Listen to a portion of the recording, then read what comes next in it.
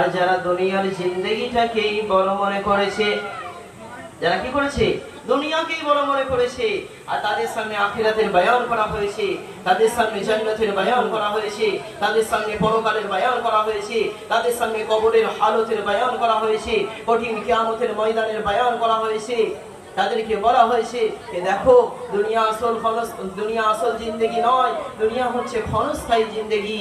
দুনিয়ার জিন্দেগি এ সাময়িক পণ্য বিশেষ, যখন তখন যে কোনো পরিস্থিতিতে মানুষের শেষ হয়ে যাবে। দুনিয়ার জিন্দেগি এ ক্ষণস্থায়ী, আখিরাতের জিন্দেগি এ চিরস্থায়ী। আখিরাতের সুখ চিরস্থায়ী, আখিরাতের দুঃখ চিরস্থায়ী, আখিরাতের সুখ চিরস্থায়ী, আখিরাতের সুস্থতা চিরস্থায়ী। দুনিয়ার সুখ, দুঃখ, শান্তি, অশান্তি, শারীরিক সুস্থতা, অসুস্থতা এ সাময়িক, সব একটা সময় আসবে, শেষ হয়ে যায়।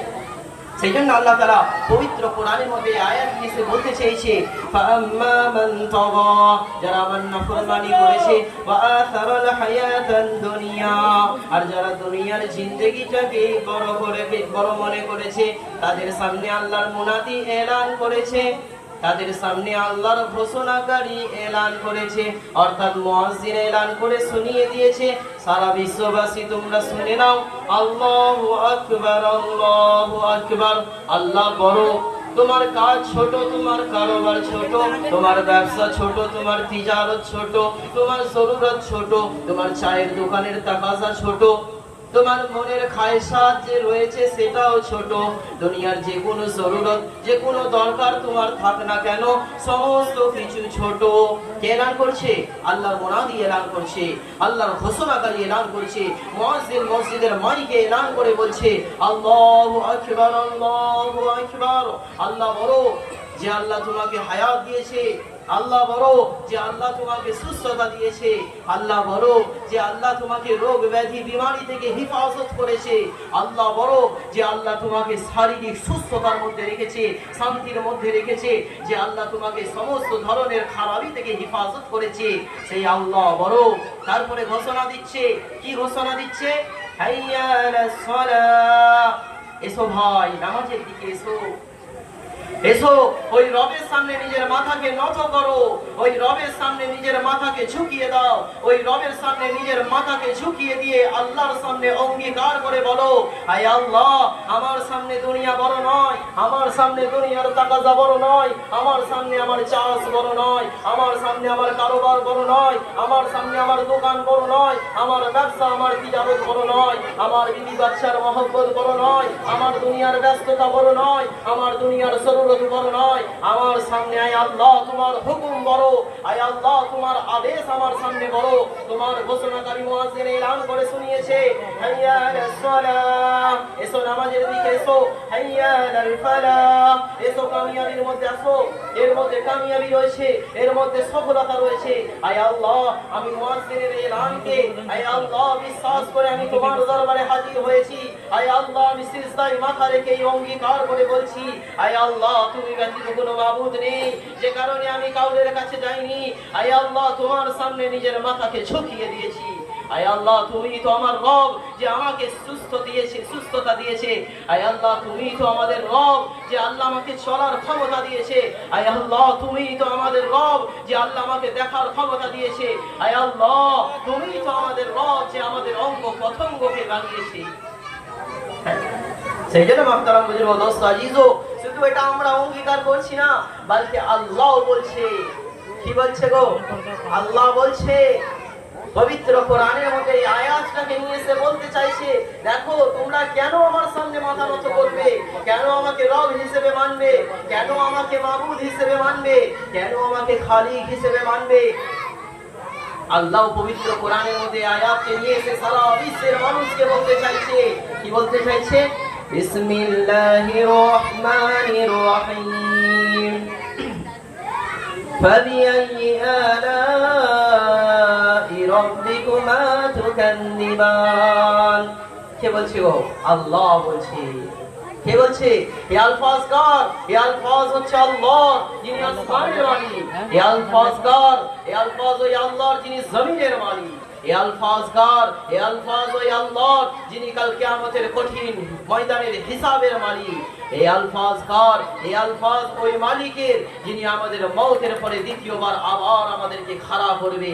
সেই আল্লাহ বলছে, ফাবিআইয়ি আলাই রাব্বিকুমা তুকাল্লিবান। আয় আমার বান্দা, তুমি আমার কোন কোন নিয়ামতকে অস্বীকার করবে বলো? তুমি যে চোখ দিয়ে দেখছো, ওই চোখও আমি দান করেছি। যদি আমি তোমার চক্ষুটাকে ছিনিয়ে নিই, যদি তোমার আমি দৃষ্টি শক্তিটাকে ছিনিয়ে নিই, তো দুনিয়ার কোনো আসবাবকে তুমি দেখতে পারবে না। আমি যদি মায়ের পেট থেকে তোমাকে নবী না করে পাঠাতাম, আমি যদি মায়ের পেট থেকে তোমাকে অন্ধ করে পাঠাতাম, যদি আমি তোমাকে তোমার দৃষ্টি ছাড়া দুনিয়ার বুকে প্রেরণ করতাম, জেনে রেখে দাও, দুনিয়ায় কোনো ডাক্তার ছিল না, দুনিয়ায় কোনো ওষুধ ছিল না, দুনিয়ায় কোনো ব্যবস্থা ছিল না যে তোমার চক্ষুটাকে নতুন করে তৈরি করে দেবে। আজকে মানুষের একটু যদি চোখ খারাপ হয়ে যায় কোনো কারণে, তার একটা সুরত থাকে তৈরি হওয়ার, অর্থাৎ অন্য ব্যক্তির চোখকে সেই জায়গাতে ইস্তেমাল করা যায়। কেন? কেননা আল্লাহ সেই সিরাগুলোকে তৈরি রেখেছিল। কিন্তু আল্লাহ যদি মায়ের পেট থেকে নবী না বানাতো, আল্লাহ যদি মায়ের পেট থেকে কি করতো, যদি আমাকে অন্ধ বানিয়ে পাঠাতো, তাহলে জেনে রেখে দিন, দুনিয়ার কোনো ডাক্তার নেই সেই সিরাগুলোকে, সেই নাসগুলোকে তৈরি করে আমাদেরকে আবার চক্ষু দান করতো। কাউরের ক্ষমতা নেই। সেজন্য আল্লাহ বলছেন, ফাবিআইয়ি আলাই রাব্বিকুমা তুকাল্লিবান। এই আমার বান্দা, তোমরা আমার কোন কোন নিয়ামতকে অস্বীকার করবে বলো? তুমি যে চোখ দিয়ে দেখছো, সেই চক্ষু আমার দান। তুমি যে কান দিয়ে শ্রবণ করছো, শুনছো, সেই কানটাও আমি দিয়েছি। তুমি যে জবান দিয়ে বলছো, সেই জবানটাও আমি দিয়েছি। যদি আমি জবান ছিনিয়ে নিই, তুমি বোবা হয়ে যাবে। আমি যদি কানের শ্রবণ শক্তি ছিনিয়ে নিই, তুমি কালা হয়ে যাবে। আমি যদি তোমার পায়ের যে চলার ক্ষমতা দিয়েছি, যদি ছিনিয়ে নিই, তুমি অপারগ হয়ে যাবে। আমি যে তোমাকে চিন্তা ফিকির করার মতো যে ব্রেন দিয়েছি, যদি এই ব্রেনটাকে একটু খারাপ করে দিই, যদি এই ব্রেনটাকে আল্লাহ একটু করে খারাপ করে দেয়, আর যদি এই ব্রেনের শিরা উপশিরা একটু নষ্ট হয়ে যায়, তো দুনিয়ার মানুষের সামনে আমি খেলনা হয়ে যাব। আমাকে দুনিয়ার মানুষ পাগল বলবে, পাশে বসাতে ধিক্কার দেবে, আরে কাকে বসিয়েছো, এর তো মাথা ঠিক নেই, যখন তখন যা তা বলে ফেলবে। হ্যাঁ, এটা হচ্ছে হকিকত। যে সম্মান দিত সে সম্মান দেবে না, যে পাশে বসাতো সে পাশে বসাবে না। ঘরের লোক বিয়ে বাড়িতে নিয়ে যাবে না, ঘরের লোক অনুষ্ঠানে নিয়ে যাবে না, ঘরের লোক নিজের সঙ্গে কোথাও রাস্তাঘাটে বার করতে চাইবে না। কেন না? সম্মান চলে যাবে। তুমি ঘরে থাকো, খাবার ঘরে পৌঁছে দেবো, কিন্তু বিয়ে বাড়ি তোমায় যেতে হবে না, কেন? আমাদের ঘরের মান সম্মান চলে যাবে। হ্যাঁ, যে আল্লাহর দয়া নয় যে আল্লাহ দেখার শক্তি দিল, এ আল্লাহর দয়া নয় যে আল্লাহ শ্রবণ শক্তি দিল, এ আল্লাহর দয়া নয় যে আল্লাহ আমাকে নিঃশ্বাস নিবার তৌফিক দিল, এ আল্লাহর দয়া নয় যে আল্লাহ আমাকে খাবার পরে হজম করার তৌফিক দিল, এ আল্লাহর দয়া নয় যে আল্লাহ আমাকে পা দিয়েছে, সেই পা দিয়ে আমি হাঁটতে পারছি, এ আল্লাহর দয়া নয় যে আল্লাহ হাত দিয়েছে, সেই হাত দিয়ে আমি কাজ করছি, এ আল্লাহর দয়া নয় যে আল্লাহ আমাকে দিমাগ দিয়েছে, সেই দিমাগকে কাজে লাগিয়ে আমি ব্যবসা করছি, আমি তিজারত করছি, আমি চাষ করছি, আমি চাকরি করছি। আল্লাহর দয়া নয়? সেই জন্য আল্লাহ তাআলা এই আয়াতকে নিয়ে এসে বলতে চাইছে, ফাবিআইয়ি আলাই রাব্বিকুমা তুকাল্লিবান। কোন কোন নিয়ামত অস্বীকার করবে বলো? আমি যে রাত দিয়েছি, লিবাস বানিয়েছি, অন্ধকারে ঢেকে দিয়েছি, তোমরা আরামের ঘুম নিদ্রায় শুয়ে পড়লে, জেনে রেখে দাও এই রাত আমি দিয়েছি। যদি এই রাতকে রাতই রেখে দিই, দুনিয়ার কাউরের ক্ষমতা নেই রাত সরিয়ে দিন নিয়ে আসবে। আর জেনে রেখে দাও, যদি আমি দিন নিয়ে আসি আর দিনকে দিনই রেখে দিই, কাউরের দুনিয়ার ক্ষমতা নেই দিনকে সরিয়ে রাত নিয়ে আসবে। তো এই দিন রাতের মধ্যে পরিবর্তন, রাত দিনের মধ্যে পরিবর্তন, এ আমার দয়া ইহসান নয়? যে আসমান থেকে বৃষ্টি বর্ষণ হচ্ছে, আমার দয়া ইহসান নয়? যদি আমি আসমানকে খরা করে দিই, আসমানকে শুকিয়ে দিই, আসমানের উপর হুকুম করি এক ফোঁটা বিন্দু বৃষ্টি বর্ষণ হবে না, তো জেনে রেখে দাও দুনিয়ার মানুষ অনাহারে মরে যাবে, পাখি তার ঘোষলাতে মরে যাবে, প্রাণী তার বাসায় মরে যাবে, মানুষ কাতরাতে কাতরাতে মৃত্যুবরণ করবে। কিসের জন্য? পানির হাহাকার ছুটবে। জমিন খালি হয়ে যাবে, জমিন থেকেও আর পানি পাওয়া যাবে না। সাময়িক 4 মাস পানি না হলে সরকার এলান করে যে সাবমার্সেল বন্ধ করো, মিনি বন্ধ করো। কেন? পানি সংকট আসতে চলেছে। যদি আল্লাহ বছরের পরে বছরে আসমান থেকে বৃষ্টি বর্ষণ করে দেয়, বন্ধ করে দেয়, তাহলে কে আছে বলো যে আসমান থেকে বৃষ্টি নিয়ে আসবে? আল্লাহ যদি জমিনকে হুকুম করে যে গাল্লা উৎপন্ন হবে না, কে আছে বলো তোমার জন্য আবার নতুন করে গাছপালা উৎপন্ন হয়ে ফসল নিয়ে আসবে? এই আল্লাহর দয়া নয়? আল্লাহ বলছে ফাবিআই আলা'i রাব্বিকুমা তুকাজ্জিবান। হে আমার বান্দা, তোমরা আমার কোন কোন নিয়ামতকে অস্বীকার করবে বলো? যেদিকেই তাকাবে আমার নিয়ামত ছেয়ে রয়েছে। যদি আমার নিয়ামত না থাকতো, তুমি দুঃখে কষ্টে কাতরাতে কাতরাতে মৃত্যুবরণ করতে। যে আল্লাহ সন্তান দিয়েছে, এই আল্লাহর দয়া নয়? যদি সন্তান না দিত, দেখতে পাতে যে তোমার পাশে তোমার বিছানায় তোমার স্ত্রী শুয়ে শুয়ে চোখের পানি ফেলছে, হাউ মাউ করে কাঁদছে। কেন? 10 বছর বিয়ে হয়েছে, 8 বছর বিয়ে হয়েছে, সন্তান হয়নি, হাউ মাউ করে কাঁদবে বিছানায় শুয়ে শুয়ে। কেন? পরশের তানা শুনতে হবে, ঘরওয়ালাদের তানা শুনতে হবে, আত্মীয় স্বজনের তানা শুনতে হবে, রিশতেদারের তানা শুনতে হবে, শ্বশুর বাড়ির তানা শুনতে হবে, বাপের বাড়ির তানা শুনতে হবে। আল্লাহ সন্তান দিয়েছে, দয়া নয়? আল্লাহর ইহসান নয়? সেই জন্য মহতারাম বুজুর্গ দোস্ত আজিজো, আল্লাহ এই আয়াতটাকে নিয়ে এসে বলতে চাইছে ফাবিআই আলা'i রাব্বিকুমা তুকাজ্জিবান। হে আমার বান্দা, কোন নিয়ামত অস্বীকার করবে? তোমার চোখ যেদিকে যাবে আমার নিয়ামত রয়েছে। তুমি আমার নিয়ামত ব্যতীত তোমার একটা পায়ের কদম সরাতে পারবে না। আমার নিয়ামত ব্যতীত একটা নিঃশ্বাস তুমি ভেতরে নিতে পারবে না। আমার নিয়ামত ব্যতীত একটা নিঃশ্বাস তুমি বাইরে ফেলতে পারবে না। এই সব আমার নিয়ামত। সেই জন্য মহতারাম বুজুর্গ দোস্ত আজিজো, যে আয়াতের উপর আমি আলোকপাত করেছিলাম, যেখান থেকে এই কথাগুলো এলো মহতারাম বুজুর্গ দোস্ত আজিজো, সেই কথাটা কি হচ্ছিল? যে কথাটার এই কথাটার এলান চলছিল যে ফাআম্মা মান তাগা ওয়া আসারাল হায়াতাদ দুনিয়া, যারা দুনিয়ার জিন্দেগিটাকে বড় মনে করেছে, দুনিয়াকেই বড় মনে করেছে, নিজের কাজকে, নিজের ব্যবসাকে, নিজের তিজারতকে, নিজের দোকানকে, নিজের বিল্ডিংকে, নিজের পলিটিক্সকে, এগুলোকেই যারা বড় মনে করেছে, আর তাদের সামনে যখন আল্লাহর মুনাদি এই ঘোষণা দিচ্ছে আল্লাহু আকবার, আল্লাহু আকবার,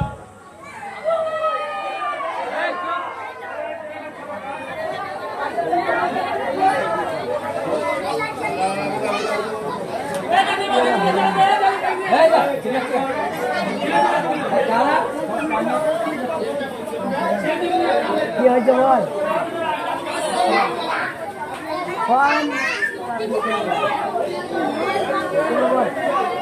লাইট চলে গেছে।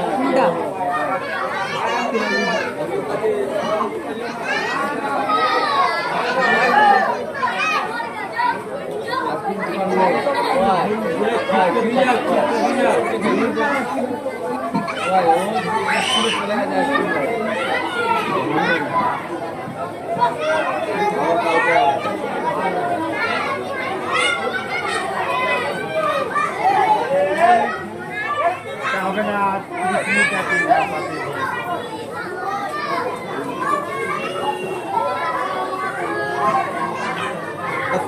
বুঝিয়ে দাও একদম বললে আর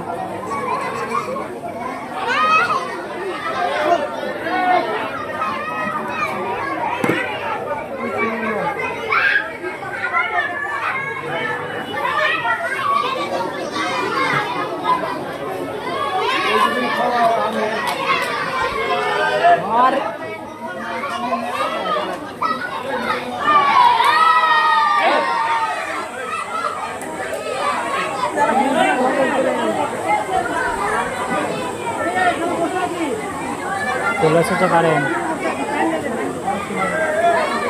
কারেন্ট চলে গেছিল।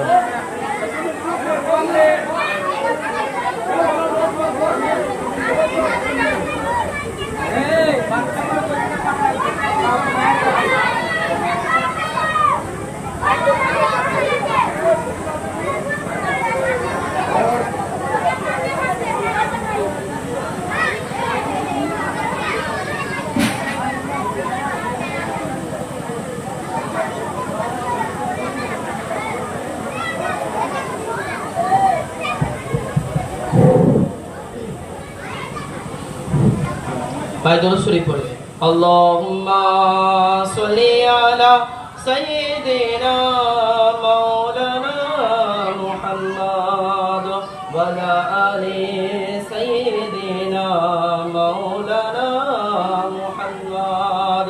আলহামদুলিল্লাহ।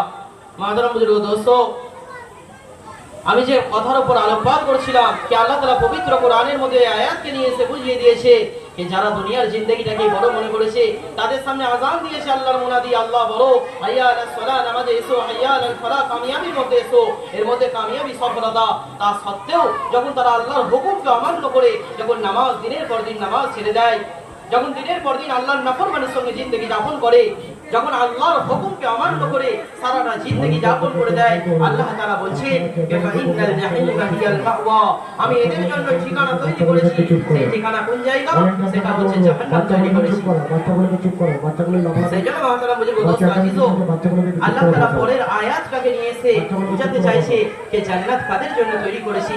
আল্লাহ তাআলা পবিত্র কোরআনের মধ্যে তার পরের আলফাজ ইস্তেমাল করেছে, ওয়া আম্মা মান খাফা মাকামা রাব্বিহি ওয়া নাহান নাফসা আনিল হাওয়া।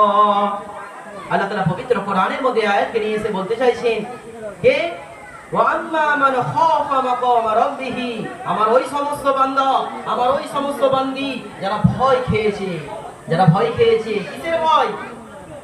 মাকামা রাব্বিহি, একটা ওয়াক্ত আসবে, একটা সময় আসবে, একটা পরিস্থিতি আসবে যেই দিন আমাদেরকে আল্লাহর সামনে দাঁড়াতে হবে। এই ভয় তাদের অন্তরের মধ্যে ছিল। আজ দুনিয়ার জিন্দেগি, আজ মিথ্যা বলে কামাতে পারি, আজ ধোঁকা দিয়ে নিয়ে নিতে পারি, আজ অন্যায় ভাবে নিয়ে নিতে পারি, আজ ভাইয়ের মাল ছিনিয়ে নিতে পারি, আজ এতিমের মাল নিয়ে নিতে পারি, আজ বিধবার মাল নিয়ে নিতে পারি, আজ অন্যায় ভাবে ধোঁকা দিয়ে জুলুম করে কামিয়ে নিতে পারি। কিন্তু যারা এই কথাটার ভয় খেয়েছে, কি কথা?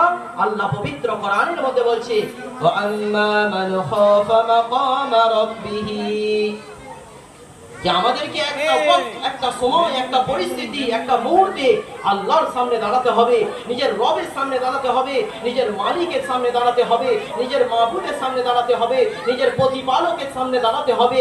সেই দিনের ভয় তাদের অন্তরের মধ্যে দুনিয়াতে ছিল। তারা কি করেছে? ওয়ানাহান নাফসা আনিল হাওয়া, নিজের মনের পুরো খায়সাতকে দাবিয়ে দিয়েছে। তার সামনে মৌকা ছিল একটু মিথ্যা বলে কামিয়ে নিবার, তার সামনে মৌকা ছিল একটু ধোঁকা দিয়ে কামিয়ে নিবার, তার সামনে মৌকা ছিল একটু অন্যায়ভাবে জিনিসটা নিয়ে নিবার। কিন্তু সে ভয় করেছে যে না না না, আজ হয়তো মিথ্যা বলে কামিয়ে নিতে পারি, আজ হয়তো ধোঁকা দিয়ে কামিয়ে নিতে পারি, আজ হয়তো অন্যায়ভাবে নিয়ে নিতে পারি, আজ হয়তো আমার জিন্দেগিটাকে আল্লাহর হুকুমের খেলাফ জিন্দেগি যাপন করতে পারি। কিন্তু ওই দিন কি হবে? যেই দিন কিয়ামতের ময়দানে আমাকে খাড়া করা হবে। ওই দিন কি হবে? যেই দিন আমার রব আল্লাহ আমার সামনে থাকবে। ওই দিন কি হবে? যেই দিন সমস্ত ইনসান থাকবে। ওই দিন কি হবে? যেদিন সমস্ত নবী আলাইহিস সালামগণ থাকবে। ওই দিন কি হবে? যেখানে প্রত্যেকটা ফেরেশতা থাকবে। এমন একটা মহল হবে, এমন একটা সময় হবে, এমন একটা পরিস্থিতি হবে, নফসি নফসির আলোক ছুটবে, প্রত্যেকটা ইয়া নবী ইয়া নফসি করবে, আমার কি হবে, আমার কি হবে। এই রকম একটা পরিস্থিতিতে, এই রকম একটা সময়ে যেখানে আল্লাহর কোরআনে দ্বিতীয় এলান রয়েছে। কি এলান রয়েছে? يوم يفر المرء من أخيه وأمه وأبيه وصاحبته وبنيه। আল্লাহ পবিত্র কোরআনের মধ্যে এই আয়াতকে নিয়ে এসে দুনিয়ার মানুষকে বলতে চাইছে, ও আমার বান্দা তোমরা শুনে রেখে দাও যে কাল কঠিন কিয়ামতের ময়দানে যেখানে জমিন তামা হয়ে যাবে, মাথার নিকটে সূর্য আসবে, মাথার ঘিলু টগবগ করে ফুটবে, যেখানে ভাই ভাইয়ের সাহায্য করবে না, যেখানে স্ত্রী স্বামীর সাহায্য করবে না, স্বামী স্ত্রী সাহায্য করবে না, সন্তান মা বাপের সাহায্য করবে না, মা বাপ তার সন্তানকে চিনতেও পারবে না।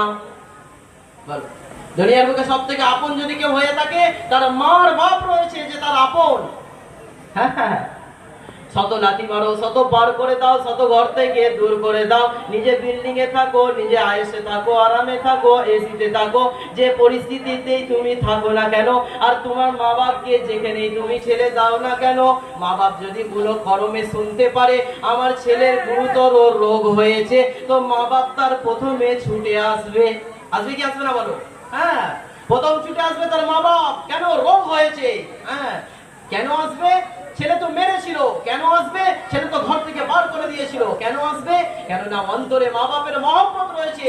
কিরকম মহব্বত? আরে ওই দিনের মহব্বত রয়েছে যেদিন তুমি মায়ের গর্ভে ছিলে, ওই দিনের মহব্বত রয়েছে যেদিন মায়ের পেটে যন্ত্রণা উঠেছিল, ওই দিনের মহব্বত রয়েছে যেদিন মা যখন ডেলিভারি হওয়ার জন্য হসপিটালে যাচ্ছে, ঘরওয়ালাদেরকে বলে যাচ্ছে হয়তো আমি ডেলিভারি করার সময়তেই মৃত্যু হয়ে যেতে পারে। জেনে রেখে দাও, নিজের মৌতকেও নিবারণে মেনে নিয়েছে, প্রসব বেদনাকে মেনে নিয়েছে, সেই কষ্টকে মেনে নিয়েছে। রাতের পর রাত সন্তানের জন্য ঘুমোতে পারিনি, সন্তান কাঁদছে, মা রাতের পর রাত যাচ্ছে, সন্তান পিসাব করে দিয়েছে, মা তার কোলে নিয়ে শুয়ে আছে, বাপ তার কোলে নিয়ে শুয়ে আছে, নিজের না খেয়ে মা তার সন্তানের মুখে তুলে দিয়েছে, বাপ নিজের না খেয়ে খেটে কমে চোখ মাথার ঘাম পায়ে ফেলে হালাল মাল নিয়ে এসে বাচ্চার মুখে তুলে দিয়েছে। এই কষ্ট মায়ের অন্তরে রয়েছে, এই বেদনা বাপের অন্তরে রয়েছে। যে কষ্ট, যে বেদনা, যে মহব্বত মা বাপের অন্তরে রয়েছে, বাচ্চা তার মা বাপকে যতই কষ্ট দিক না কেন, যখন বাচ্চা কোনো কষ্টের মধ্যে পড়ে সর্বপ্রথম তার মা বাপ ছুটে আসে। সেই জন্য মহাতারাম বুজুর্গ দোস্ত আজিজো, আল্লাহ তাআলা কোরআনের মধ্যে আয়াত দিয়েছে, বলতে চাইছেন ইয়াউমা ইয়াফিরুল মারউ মিন নাফি ওয়া উম্মিহি ওয়া আবি। কে বলছে? আল্লাহ বলছে, জেনে রেখে দাও কিয়ামত এরকম একটা ময়দান হবে, কিয়ামত এরকম কঠিন পরিস্থিতির দিন হবে, যেই দিন জমিন তামা হয়ে যাবে, যেই দিন মাথার নিকটে সূর্য আসবে, হিরো টগবগ করে ফুটবে, প্রত্যেকটা নবী, প্রত্যেকটা রাসূল নফসি নফসির আলম ছুটাবে যে আমার কি হবে, আমার কি হবে। ওই সময় জেনে রেখে দাও ইয়াউমা ইয়াফিরুল মারউ মিন আখি, তোমার ভাই তোমার সাহায্য করবে না, ওয়া উম্মিহি ওয়া আবি, তোমার মা তোমার বাপ তোমার সাহায্য করবে না, বন্ধুত্বের কাজে আসবে না, রিশতেদারির কাজে আসবে না। সেই দিন যে যার আমলের বুনিয়াদে ফয়সালা পাবে। কে বলছে? আল্লাহ বলছে। সেই জন্য মহতারাম বুজুর্গ দোস্ত আজিজো, আল্লাহ এই আয়াতটাকে নিয়ে এসে বলতে চাইছে ওয়া আম্মা মান খাফা মাকামা রাব্বিহি, তারা ভয় করেছে দুনিয়ার বুকে থেকে। আজ দুনিয়ার জিন্দেগি কাটছে, বাচপানা কেটে গেছে, জওয়ানি এসে গেছে, জওয়ানি চলছে, জওয়ানি কেটে যাবে, চোখের বিনাই কমজোর হয়ে এসেছে, মাথার চুল পেকে গেছে, চামড়া ফুটিয়ে গেছে, হাঁটুতে ব্যথা ধরে গেছে, পায়ে ব্যথা এসে গেছে, হাতে ব্যথা এসে গেছে, আর চোখের দৃষ্টি শক্তি কমজোর হচ্ছে, কানের শ্রবণ শক্তি কমজোর হচ্ছে, ধীরে ধীরে মওতের দিকে ঠেলে যাচ্ছি, ধীরে ধীরে কবরের দিকে এগিয়ে যাচ্ছি। তারা এটা চিন্তা করেছে, আল্লাহর ওই আয়াতকে চিন্তা করেছে, কুল্লু নাফসিন যায়িকাতুল মাউত, তারা এটাকে ভয় করেছে। কি ভয় করেছে? হায় আমাকে তো মৃত্যুবরণ করতে হবে, আমার আলিশান ঘর আমাকে ছাড়তে হবে, আমার বিল্ডিং আমাকে ছাড়তে হবে, আমার কারোবার, আমার ব্যস্ততা, আমার চাকরি, আমার আত্মীয় স্বজন, আমার আদরের মহব্বতের স্ত্রী, আমার মহব্বতের সন্তান, আমার মহব্বতের মা বাপ, আমার মহব্বতের ভাই বোন, তাদের সবাইকে ছাড়তে হবে। কিসের কারণে? সেই মৌতের কারণে যে এলান আল্লাহ করেছে। আর কোথায় যেতে হবে? ওই কবরের দিকে যেতে হবে। ওই দৃশ্যটাকে তারা স্মরণ করেছে। হায় মসজিদের মাইকে এলান হলো আব্দুল্লাহর ইন্তেকাল হয়ে গেছে, জানাজা আসরের পরে হবে, সবাই তৈয়ারিতে লেগে গেল, কেউ বাঁশ কাটতে চলে গেল, কেউ কবর খনন করতে চলে গেল, কেউ মসজিদের খাটিয়া বয়ে নিয়ে গিয়ে তার বাড়িতে পৌঁছে দিল, কেউ গোসলের পানি নিতে তৈরি করতে লেগে গেল, আর গ্রামবাসীরা তার ঘরে পৌঁছে গিয়ে তাকে গোসল দিল।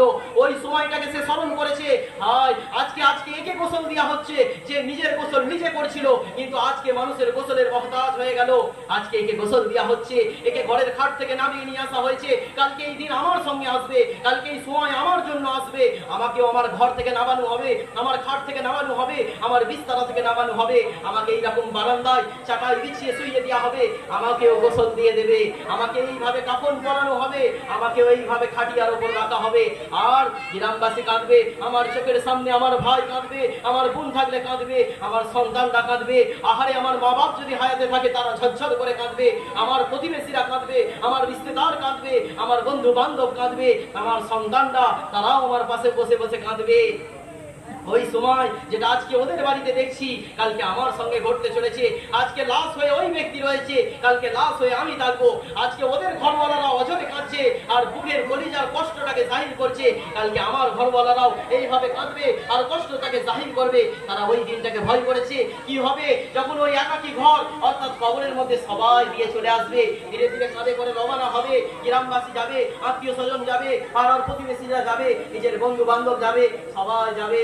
আর ওই ছোট্ট একটা ঘর, না তার জানালা আছে, না তার দরওয়াজা আছে, না সেখানে এসির ব্যবস্থা রয়েছে, না সেখানে পাখার ব্যবস্থা রয়েছে, না সেখানে লাইটের ব্যবস্থা রয়েছে, না কোনো আয়েস সালামের ব্যবস্থা রয়েছে, না কেউ খবরও নেবে এইরকম একটা জায়গায় নামাবে, চাই রাত হোক, চাই দিন হোক, চাই দুপুর হোক, চাই সকাল হোক, আর চাই পানি পড়ুক, আর চাই রোদ হোক, যে কোনো পরিস্থিতি হোক না কেন, মওত হয়েছে তোমাকে কবরস্থ করবেই। ধীরে ধীরে তোমাকে কবরে নামানো হবে, আর নামিয়ে দিয়ে তোমার উপর তোমার উপর বাঁশ দিয়ে দেওয়া হবে, তোমার উপর খড় দিয়ে দেওয়া হবে, আর মাটি বুকের উপরে দিয়ে দেওয়া হবে। বলবে মিনহা খালাকনাকুম ওয়া ফিহা নুঈদুকুম ওয়া মিনহা নুখরিজুকুম তারাতান উখরা। এই আয়াত থেকে বলে কে কি করবে? দাফন করে চলে আসবে। তুমি এই সময়কে স্মরণ করো, তোমার আর উঠে আসার ক্ষমতা থাকবে না, তোমার ঘর দেখার আর ক্ষমতা থাকবে না, তোমার ব্যবসাদারকে দেখার আর ক্ষমতা থাকবে না, তোমার কারোবারে যাবার আর ক্ষমতা থাকবে না। তো আল্লাহ এই আয়াত থেকে নিয়ে এসে এটাই বলতে চাইছে, ওয়া আম্মা মান খাফা মাকামা রাব্বিহি, যারা ভয় করেছিল, যারা এই সমস্ত চিন্তা ফিকির করে যারা ভয় করেছিল যে সত্যিই তো কিয়ামত আসতে চলেছে, কবর আসতে চলেছে, আল্লাহর সামনে খাড়া হতে চলেছি, আল্লাহর সামনে সেই জবাব, সেই সওয়াল ইন্তজার করছে। ওয়ান উমুরিহি ফিনা আফনা, বলো বলো তুমি তোমার হায়াতকে কোন কাজে ব্যয় করেছো? আল্লাহ বলবে, কি বলবে গো?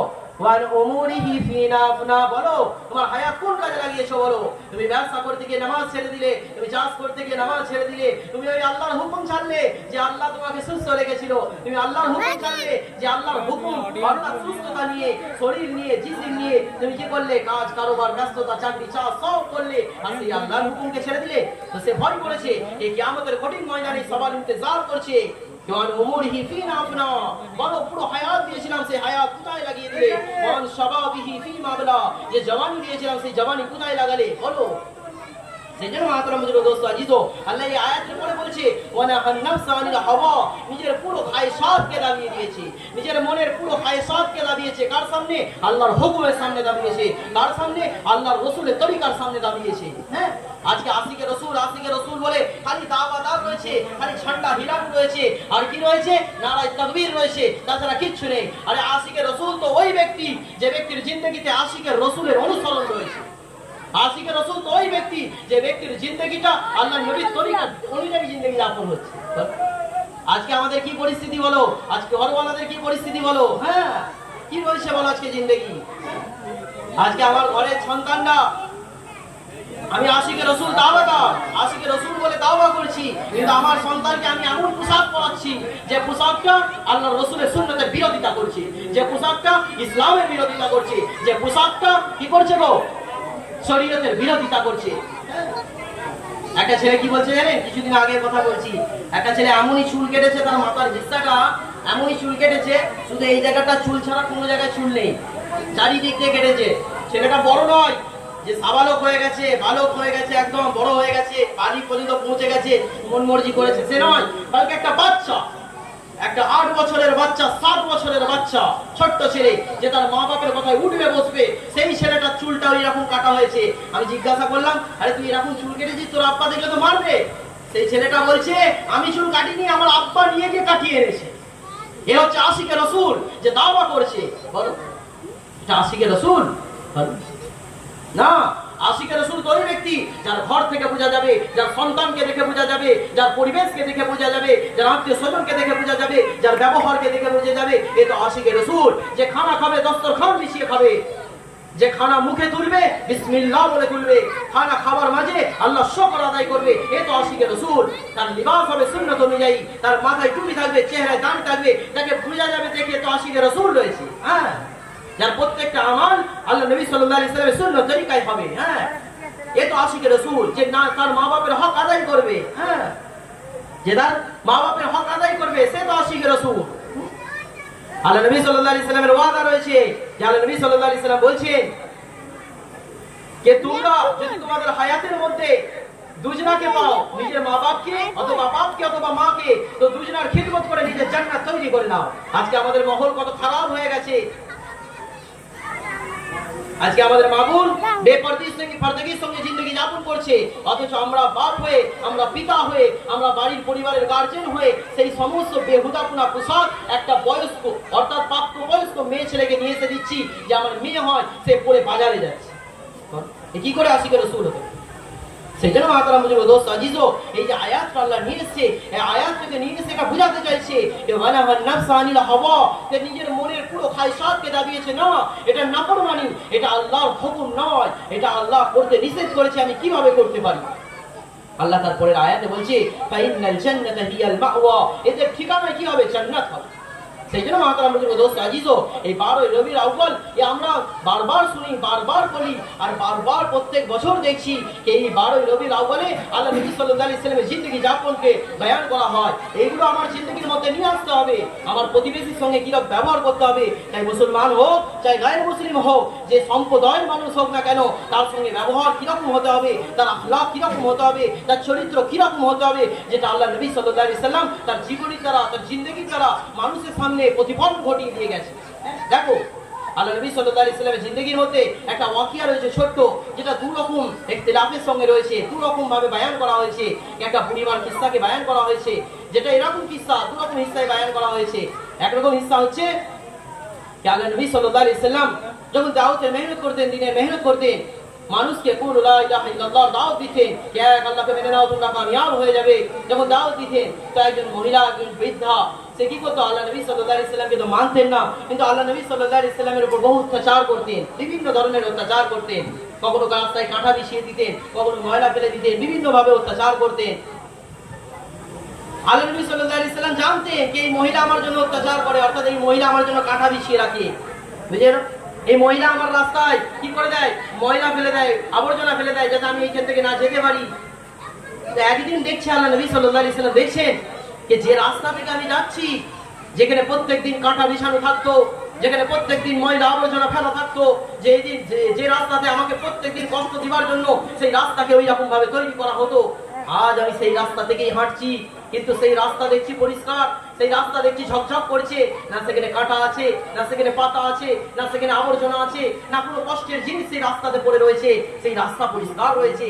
তো আল্লাহ নবী সাল্লাল্লাহু আলাইহি সাল্লামের মনের মধ্যে কৌতূহল হলো যে কি ব্যাপার, যে ব্যক্তি আমার জন্য, ওই বয়স্ক মহিলা যে আমার জন্য কি করতো, প্রত্যেকদিন কষ্টের জন্য তৈরি করতো, আজ কি ব্যাপার, রাস্তা পরিষ্কার হয়ে রয়েছে।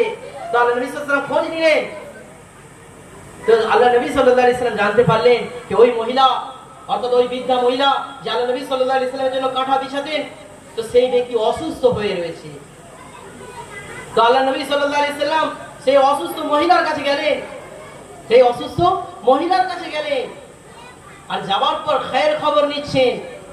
যে সেই মহিলা বলছে যে গ্রামে বহু মানুষ ছিল, আমাকে কেউ দেখতে আসেনি, আমার কোনো আত্মীয় স্বজন নেই, আমার কোনো সন্তান নেই যে আমাকে দেখভাল করবে, যে আমার খায়ের খবর নেবে, কিন্তু আমার কেউ প্রতিবেশী, কোনো রিশতেদার কেউ আমাকে দেখভাল করতে আসেনি, কেউ আমার খবর নিতে আসেনি, কিন্তু তুমি কে বলো যে আমার খবর নিতে এলে? তখন আল্লাহ নবী সাল্লাল্লাহু আলাইহি সাল্লাম বলছে, বলো কাকে দেখতে গেছে? এটা ওই ব্যক্তিকে দেখতে গেছে যে মুসলমান নয়, যে গায়ের মুসলিম, ওই ব্যক্তিকে দেখতে গেছে যে ব্যক্তি আল্লাহ নবী সাল্লাল্লাহু আলাইহি ওয়াসাল্লামের সঙ্গে ভালো ব্যবহার করতো না, আল্লাহ নবী সাল্লাল্লাহু আলাইহি ওয়াসাল্লামের পথে কাঁটা বিছিয়ে দিত। ওই ব্যক্তিকে দেখতে গেছে যে ব্যক্তি কি করতো, ময়লা আবর্জনা ফেলে রাখতো, রাস্তাটাকে কষ্টদায়ক তৈরি করতো, আল্লাহ নবী সাল্লাল্লাহু আলাইহি ওয়াসাল্লামকে কষ্ট দিবার জন্য, আল্লাহ নবী সাল্লাল্লাহু আলাইহি ওয়াসাল্লামকে পেরেশান করার জন্য, আল্লাহ নবী সাল্লাল্লাহু আলাইহি ওয়াসাল্লামকে অপমানিত করার জন্য যিনি প্রত্যেক দিন তৈরি থাকতো, সেই ব্যক্তিকে আল্লাহ নবী সাল্লাল্লাহু আলাইহি ওয়াসাল্লাম দেখতে গেছে, তার বিবাহ কুরসি করতে গেছে। আজকে আমরা এত অভাগা, আমার পাশের বাড়ির ব্যক্তি যদি অসুস্থ হয় আমরা দেখতে পারি না, পাশের বাড়ি তো দূরের কথা, যদি মা বাবা অসুস্থ হয় তাকেও দেখতে যেতে পারি না, নিজের ঘরওয়ালা পরিবার আত্মীয় স্বজনের মধ্যে কেউ অসুস্থ হলে আমরা তাও দেখতে যেতে পারি না। এই আশিকে রাসূল নয়, আশিকে রাসূল তো ওই ব্যক্তি যে আল্লাহ নবী সাল্লাল্লাহু আলাইহি ওয়াসাল্লামের জীবনীটাকে নিজের মধ্যে নিয়ে আসবে। দেখো আল্লাহ নবী সাল্লাল্লাহু আলাইহি ওয়াসাল্লাম কিভাবে একটা অমুসলিমের বাড়িতেও গেছে, কিভাবে ওই ব্যক্তির বাড়িতে গেছে যে ব্যক্তি তাকে কষ্ট দিয়েছে। যখন সেই বুড়িমা বলছে যে আমার কোনো রিশতেদার, আমার কোনো আত্মীয় স্বজন, আমার কোনো প্রতিবেশী কেউ আমাকে দেখতে আসেনি, কিন্তু তুমি কে বলো যে আমাকে দেখতে এলে, আমার খায়ের খবর নিতে এলে, আমার শরীরের সুস্থতা সম্বন্ধে জানতে এলে, বলো তুমি কে? তো মুহাম্মদ সাল্লাল্লাহু আলাইহি ওয়াসাল্লাম তিনি বলছেন,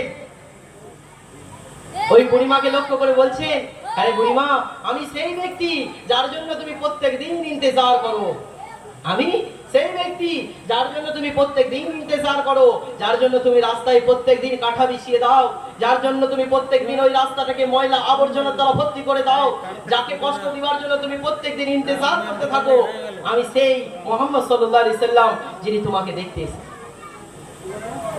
মাহতারাম বুজুর্গ দোস্ত আজিজো, সেই বুড়িমা আর থাকতে পারলো না, তার অন্তরের অন্তঃস্থল থেকে কান্না ঝরঝর করে পানি পড়ছে, মুখ থেকে হাউ মাউ করে আওয়াজ উঠছে, আর চোখের পানি ছেড়ে দিয়ে বলছে, হায় হায় হায়, আমি কাকে কষ্ট দিয়েছি, হায় হায় হায়, আমি কার উপর নির্যাতন করেছি, কার জন্য আমি কাঁটা বিছিয়েছিলাম, কার জন্য আমি আবর্জনা ফেলেছিলাম, কাকে কষ্ট দিবার জন্য আমি রাস্তা তৈরি করতাম, হায় হায় আমার আফসোস আমার জিন্দগির ওপরে। যাকে আমি কষ্ট দিলাম সেই আমার অসুস্থতার খবর নিল, আর যাদের আমি সাথ দিলাম তারা আমাকে কেউ দেখতে এলো না। এই ছিল মুহাম্মদ সাল্লাল্লাহু আলাইহি সাল্লামের আদর্শ, এই ছিল মুহাম্মদ সাল্লাল্লাহু আলাইহি সাল্লামের আখলাক, এই ছিল ব্যবহার, যেটা একটা গায়র মুসলিমের সঙ্গে, যেটা একটা পড়োশীর সঙ্গে যে কষ্ট দিয়েছে তার সঙ্গে এরকম ছিল। আমরা আজ আশিকে রসুল বলি, অথচ আমার ভাইয়ের সঙ্গে কথা নেই। আজকে আশিকে রসুলের দাবেদার, কিন্তু ভাইয়ের মধ্যে দ্বন্দ্ব হয়ে রয়েছে, পড়োশীর সঙ্গে দ্বন্দ্ব হয়ে রয়েছে, পড়োশীর মুখ দেখতে আমরা দ্বিধাবোধ করছি না। বলো কি করে আশিকে রসুল হতে পারি? আশিকে রসুল তো তখন হব যখন আল্লাহ নবী সাল্লাল্লাহু আলাইহি সাল্লামের আদর্শ আমাদের জিন্দগির মধ্যে আসবে। দেখো আল্লাহ নবী সাল্লাল্লাহু আলাইহি সাল্লাম কি আদর্শ কায়েম করে গেছে। একটা গায়ের মুসলিমের অসুস্থতায় তার বাড়িতে পৌঁছেছে, যে কষ্ট দিয়েছে তার ভয়ের খবর নিতে গেছে। এটা ছিল আদর্শ। সেই জন্য দোস্ত আজিজ, এই আখলাক আমাদের মধ্যে নিয়ে আসতে হবে, এই পরিবর্তন আমাদের মধ্যে নিয়ে আসতে হবে। এই জলসা করার মতলব, এই জলসা করার উদ্দেশ্য, এই মজমা করার উদ্দেশ্য, এই মজমা করার মকসদ একটাই রয়েছে, সেটা আমাদের জিন্দগির পরিবর্তন ঘটাতে হবে, আমাদের বস্তুরাতের পরিবর্তন ঘটাতে হবে, আমাদের পরিবারস্থ লোকদের পরিবর্তন ঘটাতে হবে। আজকে আমাদের ঘরগুলো বদদিন হয়ে গেছে, আজকে আমাদের ঘরগুলো বিরান কবরস্থান হয়ে গেছে। একটা শায়ের তার শায়েরির মধ্যে বলছে, এই আলফাজে ইস্তেমাল করছে, তারপরে আমি দুটো কথা বলবো এই আলফাজের ভিত্তিতে। শায়ের তার শায়েরির মধ্যে বলছে, अरे दुनिया के लोगों, ऊंची ऊंची इमारतों की तरफ ना देखो, अच्छी अच्छी बिल्डिंगों की तरफ ना देखो, अच्छी अच्छी कारों की तरफ ना देखो, अच्छी अच्छी लिबासों की तरफ ना देखो, अच्छी अच्छी कमाइयों की तरफ ना देखो, बल्कि उठते हुए जनाजा को देखो, टूटी हुई कब्रों को देखो, वीरान कब्रिस्तान को देखो। ये हकीकत है, ये हकीकत है। আসলে হাকিকত তো ওটাই। দেখো আজকে মাটি দিয়ে এলে কালকে পানি হতে হতে ধসে গেল, আজকে মাটি দিয়ে এলে কাকে দিয়ে এলে, আরে ওর চারতলা বাড়ি রয়েছে, কাকে দিয়ে এলে ওর বড় ফ্যাক্টরি রয়েছে, কাকে দিয়ে এলে ওর ব্যাংকে কোটি কোটি টাকা রয়েছে, কাকে দিয়ে এলে ওর কাপড় জামাতে বাক্স আলমারি ভর্তি হয়ে রয়েছে, কাকে দিয়ে এলে গো আরে ওর তিনতলা বাড়ি পুরো মার্বেল করা রয়েছে, কাকে দিয়ে এলে গো যার প্রত্যেকটা কামরাতে এসি লাগানো রয়েছে, কাকে দিয়ে এলে গো যার প্রত্যেকটা ঘরের মধ্যে বক্স খাট রয়েছে, কাকে দিয়ে এলে গো যার ঘর পট্টি দিয়ে সাজানো রয়েছে, কাকে দিয়ে এলে, কাকে দিয়ে এলে। আজকে দেখে আসো ওই টুটি হুই কবর, ওই ভাঙা কবরকে দেখে আসো, ওই বিরান কবরস্থানকে দেখে আসো। আর কেউ খবর নিতে যাচ্ছে না। যে ফ্যাক্টরির কর্মচারীরা তার পেছনে পেছনে ঘুরতো, যে ঘরের রিশতেদার তার পেছনে পেছনে ঘুরতো, যার কামানির উৎসতে ঘরের লোক আয়েশ আরামের জিন্দগি যাপন করেছে, যার উৎসতে বিল্ডিং কায়েম করেছে, যার উৎসতে সমস্ত কিছু করেছে, আজ সে ওই কবর, ফাটা কবরের মধ্যে রয়েছে। ঝরঝর করে পানি হচ্ছে, ঝরঝর করে কবর ভরে হয়ে যাচ্ছে। কেউ গিয়ে বলছে না, আরে আমার আব্বার কবর কালকে মাটি দিয়ে গেছি গো, পানি হচ্ছে, যাই যাই একটু বড় ছাতাটা নিয়ে যায়, আর ছাতাটা নিয়ে গিয়ে ধরি, আমার আব্বার কবরে যেন পানি না ঢোকে। না না, কেউ যাবে না। মাটি দেওয়া হয়ে গেলে সঙ্গে সঙ্গে প্রথম যদি কেউ বাড়ি আসে তো তার সন্তান আসবে। যদি মা বাপের মাটি দিবার পরে যদি কেউ সর্বপ্রথম বাড়ি আসে তো তার ঘরের রিশতেদার, তার সন্তানরা আসবে। কেন? তার সন্তান বলবে, আরে তোমরা সব দেখে গুছিয়ে আসো, বাপের কবর হয়েছে। আচ্ছা কি বলবে? তোমরা সবাই গুছিয়ে আসো, আমি যাই, যাতে আমার শ্বশুর বাড়ির লোক আছে, আত্মীয় স্বজন আছে, তাদের খাওয়াতে হবে, না খেয়ে না চলে যায়। হ্যাঁ, যাদের জন্য সব করলে তারাই তোমাকে সর্বপ্রথম বিচ্ছেদ করে আসবে। সেই জন্য মাহতারাম বুজুর্গ দোস্ত আজিজ, এই শায়ের তার শায়েরির মধ্যে এটাই বলেছে যে দুনিয়া কি উঁচি উঁচি ইমারতোं को না দেখো, যত বড় বিল্ডিং থাক না কেন কবর তোমার ঠিকানা হবে। अच्छी अच्छी कारों के तरफ না দেখো, যতই ভালো গাড়ি থাক তোমার সবারই সেই মসজিদের খাটিয়াই হবে। হ্যাঁ, अच्छी अच्छी लिबासों के तरफ না দেখো, যতই ভালো পোশাক থাক তোমার সেই কাপড় সেই মসজিদ সেই দোকান থেকে কাপড়ই কিনে আনা হবে।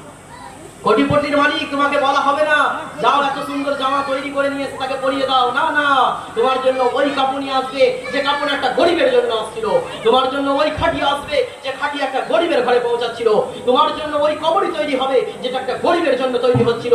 জেনে রেখে দাও, এই শায়ের তার শায়েরির মধ্যে এটাই বোঝাতে চলেছে যে ऊंची ऊंची इमारतों की तरफ ना देखो, बल्कि टूटी हुई कब्रों को देखो, बल्कि वीरान कब्रिस्तान को देखो, क्योंकि वही हकीकत है, वही असल जिंदगी है।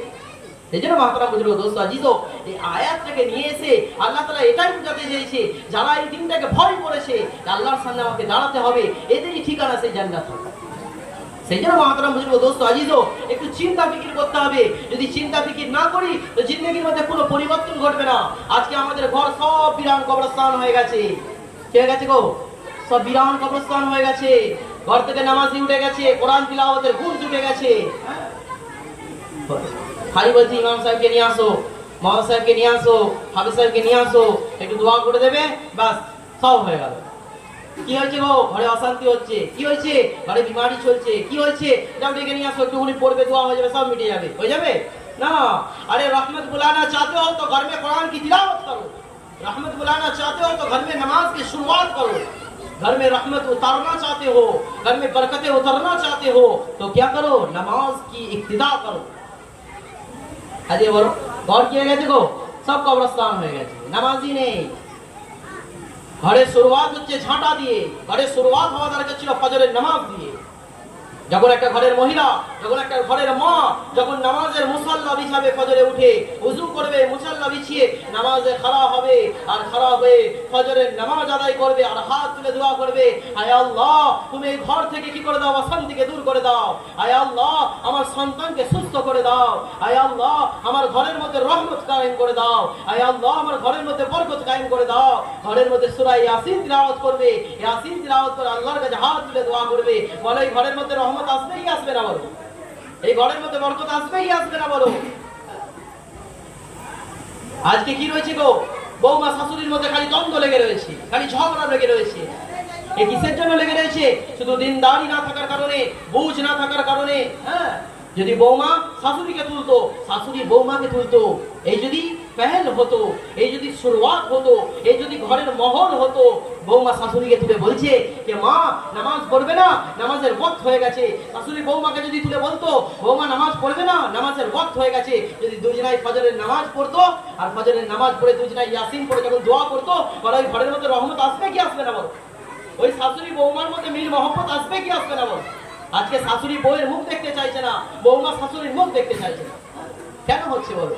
কেননা শাশুড়ি বৌমাকে মেয়ে হিসেবে মানতে পারছে না, আর বৌমা শাশুড়িকে মা হিসেবে মানতে পারছে। যেই দিন এই ঘটনা কায়েম হবে যে শাশুড়ি বৌমাকে মেয়ে হিসেবেই মানবে, আর বৌমা শাশুড়িকে মা হিসেবেই মানবে, এই মহল জান্নাতি মহল তৈরি হবে। ঘরের মধ্যে রহমত ছুটবে, ঘরের মধ্যে বরকত ছুটবে। ঘর দেখে বোঝা যাবে এ তো জান্নাতের টুকরা হয়ে গেছে। কেননা এদের মধ্যে মিল মহব্বত আছে। যাদের মধ্যে মিল মহব্বত নেই সেখানে তো শয়তান বাসা বেঁধে রয়েছে, সেখানে তো অশান্তি বাসা বেঁধে রয়েছে, সেখানে তো লানত বাসা বেঁধে রয়েছে। যে ব্যক্তি ফজরের নামাজ কাজা করে দেয়, বলো সেই ব্যক্তির উপর আল্লাহর লানত হয় কি হয় না? যে ব্যক্তি ফজরের নামাজ কাজা করে দেয়, নামাজ ছেড়ে দেয়, বলো সেই ব্যক্তির ঘরে লানত হয় কি হয় না? সেই ব্যক্তির উপর লানত হয় কি হয় না? আজকে আমার মা নামাজ থেকে দূরে রয়েছে, আমার স্ত্রী নামাজ থেকে দূরে রয়েছে, আমার মেয়ে নামাজ থেকে দূরে রয়েছে, আমার ছেলে ঘর থেকে 10টার সময় ঘুম থেকে উঠছে, সবাই 8টার কম 7টার কম উঠছে না। ঘর একটা মুর্দা ঘরে পরিণত হয়ে রয়েছে, ঘর বিরান কবরস্থানের মতো হয়ে রয়েছে। না নামাজ ছিল সকালে, না ঘরে কোরআন তিলাওয়াত ছিল। বলো ওই ঘরের মধ্যে আল্লাহর লানত হবে কি হবে না? আল্লাহর বরকত কিভাবে আসবে বলো? আল্লাহর রহমত কিভাবে আসবে বলো? যে ঘরে নামাজের শুরুয়াত নেই, যে ঘরে কোরআন তিলাওয়াতের আওয়াজ নেই, যে ঘরে আল্লাহর কালাম জারি নেই, কিভাবে রহমত আসতে পারে বলো? সেই জন্য ঘরের মহল তৈরি করতে হবে। শাশুড়ি তার বৌমাকে মেয়ে হিসেবে মেনে নিতে হবে। যখন অন্তর থেকে মেনে নেবে তাদের মধ্যে মিল মহব্বত আসবে। আর যখন বৌমা তার শাশুড়িকে মা হিসেবে মেনে নেবে, এই দ্বন্দ্ব শেষ হয়ে যাবে। এ তো দুদিনের জিন্দেগি। আজকে তুমি রোগে পড়বে, বিমারিতে পড়বে, কে দেখবে বলো? আজকে তুমি যে দ্বন্দ্ব লাগিয়ে রেখেছো, তুমি বিমারিতে পড়লে সে তোমায় দেখবে, তুমি বিমারিতে পড়লে সে তোমাকে দেখবে। এই তো মহব্বত। এ তো 60-70 বছরের জিন্দেগি। কেউ প্যারালাইসে পড়ে যাচ্ছে, কেউ ব্রেন স্ট্রোক হয়ে যাচ্ছে, বড় চলতে চলতে মানুষ হসপিটালে দৌড়ে পৌঁছে যাচ্ছে। একবার যদি হসপিটালে দেখা যায়, যদি যাওয়া যায়, আর যদি হসপিটালের মানুষের সুরতগুলো দেখা যায়, তো আল্লাহর শকর অন্তরের অন্তঃস্থল থেকে বেরিয়ে আসবে, হায় আল্লাহ তুমি কত ভালো রেখেছো, হায় আল্লাহ তুমি কত সুস্থতা দান করেছো। কেউ তার বিমারি নিয়ে পেরেশান রয়েছে, বছরের পর বছর প্যারালাইজ হয়ে পড়ে রয়েছে, হায় আল্লাহ তুমি কত সুস্থ দিয়েছো। অন্তরের অন্তঃস্থল থেকে আল্লাহ শকর বেরিয়ে আসবে। এ কখন হবে?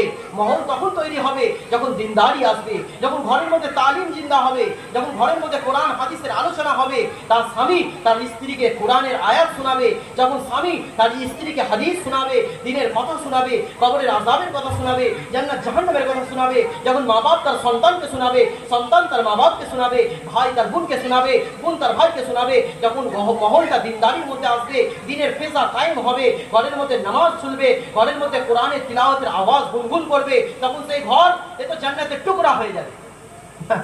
ঘরে ঢুকতে মন চাইবে, ঘরে ঢুকলে বেরোতে মন চাইবে না। নচেত যদি ঘর জাহান্নাম হয়ে যায়, না বৌমার দিকে তাকাতে মন যাবে, না শাশুড়ির দিকে তাকাতে মন যাবে। আর তখন ঘরে ঢুকেই ছেলে কি বলবে? দূর বাবা, ঘরের থেকে চায়ের দোকান অনেক ভালো। কি বলবে? চায়ের দোকান ঘরের থেকে অনেক ভালো, ঘরে ঢুকলেই অশান্তি, এই হয়েছে ওই হয়েছে, ব্যাস কেল্লা ফাতে চললো। ঘর জাহান্নামে পরিণত হয়ে যাবে, মানুষ থাকতে ভয় খাবে। যে ঘর শখের তৈরি করেছে থাকার জন্য, সেখানে থাকতে ভয় পাবে। কেন? কেননা দিনদারি নেই, দিনের পেশা নেই। তো আল্লাহ রসুলের আখলাক, আল্লাহ রসুলের আদর্শ, আল্লাহ রসুলের সুন্নত এটাই চাইছে যে স্ত্রী তার স্বামীর হক আদায় করে। স্বামীর এত হক রয়েছে যেটা কল্পনা করতে পারবে না। আজকে স্ত্রী তার স্বামীর সঙ্গে মুখে মুখে ঝগড়া করছে, মুখে মুখে কথা করছে, মুখে মুখে তর্ক করছে, এমনকি গালিগালাজ পর্যন্ত করে ফেলছে। এ কখন করছে? দিনদারি না থাকার কারণে। নচেত আল্লাহ নবী সাল্লাল্লাহু আলাইহি ওয়াসাল্লাম বলছেন যে আল্লাহ তাআলা যদি দুনিয়ার বুকে আল্লাহ ব্যতীত কাউকে সিজদা করার হুকুম দিত, কাউকে সিজদা করার হুকুম দেওয়া হয়নি, কোন রাসূলকে সিজদা করার হুকুম দেওয়া হয়নি, কোন নবীকে সিজদা করার হুকুম দেওয়া হয়নি। কিন্তু বলছেন যদি সিজদা করার হুকুম দেওয়া হতো আল্লাহ ব্যতীত কাউকে, তো আল্লাহ তাআলা প্রত্যেকটা ওই সমস্ত স্ত্রীদেরকে হুকুম করতো তারা যেন তার স্বামীর সামনে সিজদা করে। হ্যাঁ, স্বামীর এত হক রয়েছে, এত মাকাম রয়েছে, এত মর্যাদা রয়েছে। যদি কোনো স্ত্রী তার স্বামীর সঙ্গে ঝগড়া করে, যদি কোনো স্ত্রী তার স্বামীর সঙ্গে ঝগড়া করে, আর ঝগড়া করে তার বিছানা থেকে পৃথক হয়ে গিয়ে অন্য বিছানায় শোয়, বা বিছানায় মুখ ফিরিয়ে শোয়, খালি স্বামীর সঙ্গে একটু পৃথক ভাব নেয় আর মুখটাকে রাগ ভাব করে পৃথক হয়ে যায়, মুখ ঘুরিয়ে নেয়, বলছে সারাটা রাত যদি এইভাবে শুয়ে থাকে, সারাটা রাত একটা ফেরেশতা আল্লাহ তাআলা মুতায়িন করে যে তার জন্য কি করতে থাকে? বদদুয়া করতে থাকে, লানত করতে থাকে। কখন বুঝবে সেই স্ত্রী? যদি তার সামনে কোরআন হাদিসের আলোচনা না হয়, দিনের আলোচনা না হয়, দিনদারির তালিম না হয়, তাহলে ওই স্ত্রী কি করে বুঝবে আমি আমার স্বামীর এই মাকাম রয়েছে, তার খিদমতের মাকাম রয়েছে, তার উপরে উঁচু আওয়াজে বলা যাবে না।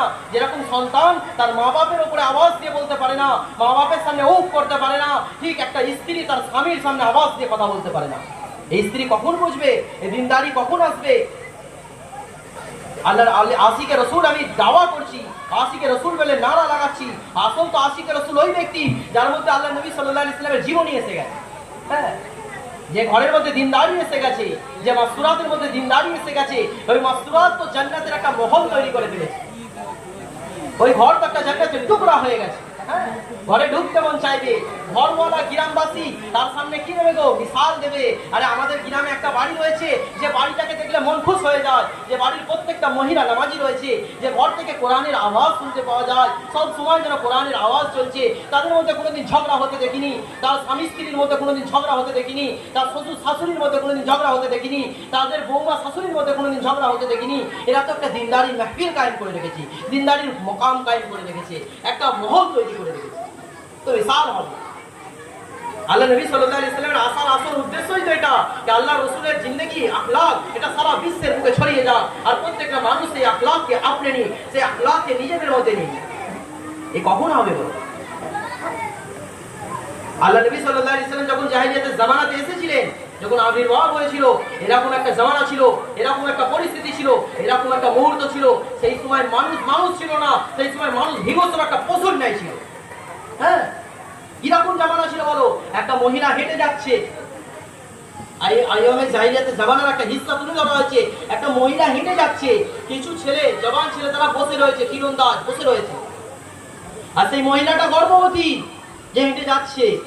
কত নিষ্ঠুর হতে হবে, কত মনটা পাষাণ হতে হবে, কত মনটা পাথরের মতো হতে হবে, কত মনটা শক্ত হতে হবে, তবে এরকম একটা কাজ করতে পারবে, তবে এরকম একটা জঘন্য কাজ করতে পারবে। কি কাজ করেছিল?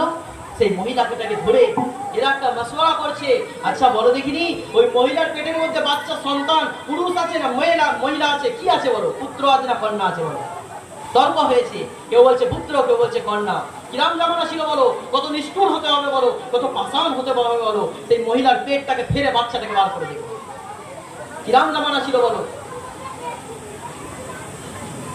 বহুদিন পরে ঘরে ফিরেছে, ঘরে ফেরার পরে সফর থেকে ঘরে ফিরেছে, বহুদিন কাজ কারবার থেকে বাইরে মাল বিক্রি করার উদ্দেশ্যে গেছিল। যখন ঘরে ফিরেছে, ঘরে দেখছে একটা ফুটফুটে মেয়ে ছুটে আসছে। যখন মেয়েটাকে দেখছে তার আব্বা, আর গিয়ে তার মাকে বলছে সব খবর বাদ, এতদিন আমি ছিলাম না, কি হয়েছে না হয়েছে সব বাদ। কি জিজ্ঞাসা করছে, এই আমার স্ত্রী, তুমি বলো এই মেয়ে কার?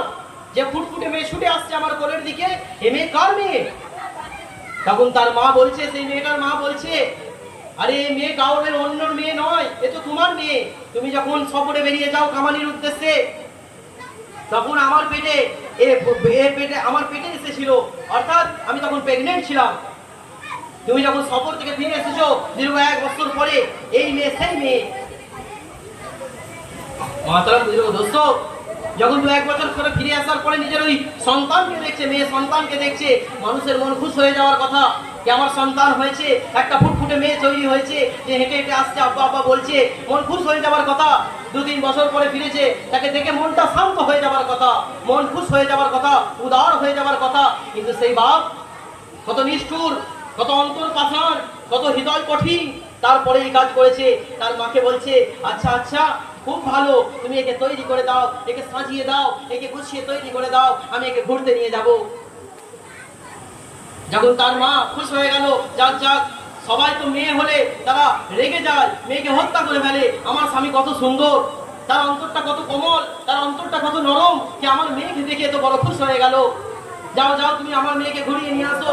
তাকে সেই ফুটফুটে বাচ্চাটাকে সুন্দর করে সাজিয়ে তার হাতে, আব্বার হাতে তুলে দিল। যাও যাও, নিজের স্বামীকে বলছে, যাও তোমার মেয়েকে ঘুরিয়ে নিয়ে আসো। সেই স্বামী কি করছে, তার মেয়েটাকে ঘুরতে ঘুরতে নিয়ে যাচ্ছে। আর একটা মরুভূমি সাহারায় পৌঁছেছে। সাহারায় পৌঁছানোর পরে, সেই মরুভূমিতে পৌঁছানোর পরে সেই বাচ্চাটাকে নামিয়ে দিয়ে সে কি করছে, বালি খনন করছে।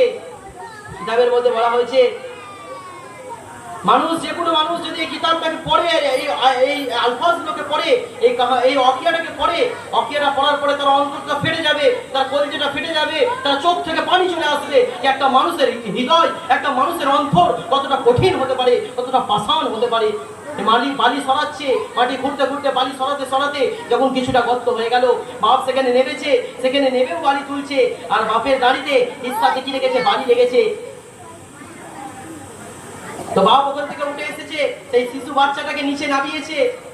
আর নামিয়ে কি করছে, ধীরে ধীরে মাটিটাকে, বালিটাকে সেই বাচ্চার উপরে ফেলছে। আর তখন বাচ্চাটা তার আব্বার দিকে অসহায় চোখে তাকিয়ে তার আব্বার বালিগুলোকে দাঁড়ি থেকে ঝেড়ে দিচ্ছে। আর আব্বাকে বলছে, আব্বা আব্বা আমার কষ্ট হচ্ছে, আমার পায়ে চাপ ধরছে, আমার কষ্ট হচ্ছে।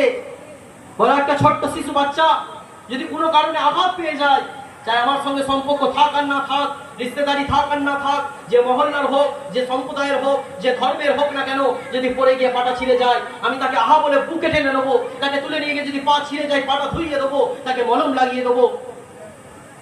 কিন্তু সেই সময় সেই মানুষটার অন্তরের মধ্যে কতটা পাষাণিয়ত ছিল, কতটা অন্তরটা কষ্টের পাষাণ ছিল, পাথরের ন্যায় ছিল। যে বাচ্চাটা অত কষ্টের সঙ্গে, অত আবদারের সঙ্গে, অত মায়া মমতার সঙ্গে, চোখের আবদারের সঙ্গে কথা বলছে, কিন্তু বাপ কি করছে, বালি ফেলতে ফেলতে ফেলতে ফেলতে ওই বালির মধ্যে বাচ্চাটাকে চাপা দিয়ে দিচ্ছে। এইরকম একটা সমাজ, এইরকম একটা পরিস্থিতিতে আল্লাহ নবী সাল্লাল্লাহু আলাইহি ওয়াসাল্লামের আবির্ভাব হলো। আল্লাহ নবী সাল্লাল্লাহু আলাইহি ওয়াসাল্লামের যখন দিনদারি ছড়িয়ে গেল, আল্লাহ নবী সাল্লাল্লাহু আলাইহি ওয়াসাল্লাম মেয়েদের তাহযীব বলে দিল, মেয়েদের মাকাম বলে দিল, মেয়েদের মর্যাদা বলে দিল। একটা মেয়ের কতটা মাকাম রয়েছে, একটা মেয়ের কতটা মর্যাদা রয়েছে, আল্লাহ নবী সাল্লাল্লাহু আলাইহি ওয়াসাল্লাম বলে দিল। হে আমার সাহাবারা, তোমরা শুনে রেখে দাও, হে আমার সাহাবারা তোমরা জেনে রেখে দাও, যদি তোমাদের মধ্যে কাউরের কন্যা সন্তান 3 জন হয়, অর্থাৎ তোমার যদি কাউরের 3 জন কন্যা সন্তান হয়, আর সে যদি তার উত্তম ভাবে দেখাশোনা করে, তাকে লালন পালন করে, তাকে দিনের শিক্ষা দেয়, তাকে দিনদারির মধ্যে বড় করে, আর বড় হওয়ার পরে যখন সে বিবাহের উপযুক্ত হয়ে যাবে, তাকে নেক পাত্রস্থ করে দেয়, জেনে রেখে দাও, আল্লাহ নবী সাল্লাল্লাহু আলাইহি ওয়াসাল্লাম বলছেন, আল্লাহ নবী সাল্লাল্লাহু আলাইহি ওয়াসাল্লাম ওয়াদা করেছে যে সেই ব্যক্তির জন্য জান্নাত ওয়াজিব হয়ে গেল। মাহতারাম বুজুর্গ দোস্ত, একজন সাহাবা অবাক চিত্রে বলছে, আয় আল্লাহর রাসূল, যদি কোনো ব্যক্তির দুজন কন্যা সন্তান থাকে, যদি কোনো ব্যক্তির দুজন কন্যা সন্তান থাকে, আল্লাহ নবী সাল্লাল্লাহু আলাইহি সাল্লাম বলছে, ও আমার সাহাবা জেনে রেখে দাও, যদি কোনো সাহাবার দুজন কন্যা সন্তান থাকে, সে যদি তার উত্তম রূপে দেখাশোনা করে, তাকে দিনদারি শিক্ষা দেয়, তাকে নেক হাতে পাত্রস্থ করে দেয়, জেনে রেখে দাও আল্লাহ নবী সাল্লাল্লাহু আলাইহি সাল্লাম বলছেন যে তার জন্য জান্নাত ওয়াজিব হয়ে গেল। আরেকজন সাহাবা আবার বলছে, হে আল্লাহর রাসূল, যদি কোনো ব্যক্তির একজন কন্যা সন্তান থাকে, আল্লাহ নবী সাল্লাল্লাহু আলাইহি সাল্লাম বলছেন, হে আমার সাহাবা জেনে রেখে দাও, তিনজন হোক, দুজন হোক, একজন হোক, যদি কোনো ব্যক্তির একজন কন্যা সন্তান থাকে, সে যদি তাকেও দিনদারি শিক্ষা দেয়, ভালোভাবে লালন পালন করে নেক হাতে পাত্রস্থ করে দেয়, তার জন্য জান্নাত ওয়াজিব হয়ে গেল। মুহতারাম বুজুর্গ, দোস্ত আজিজো, আল্লাহ নবী সাল্লাল্লাহু আলাইহি সাল্লাম মেয়েদের মাকাম বুঝিয়েছে যে মেয়েদের কি মাকাম রয়েছে। আজ বলো আমাদের লালন পালন কি অবস্থায় চলে গেছে বলো। আমি আমার মেয়ে যে বুলুগ পর্যন্ত পৌঁছে গেছে, বালিগ হয়ে গেছে, তাকে আমি একটা জিন্সের প্যান্ট আর একটা টপ কিভাবে কিনে এনে পড়াতে পারি বলো? কোন বেহায়ার জামানায় চলে গেছি বলো, কোন পরিস্থিতির মধ্যে চলে গেছি বলো।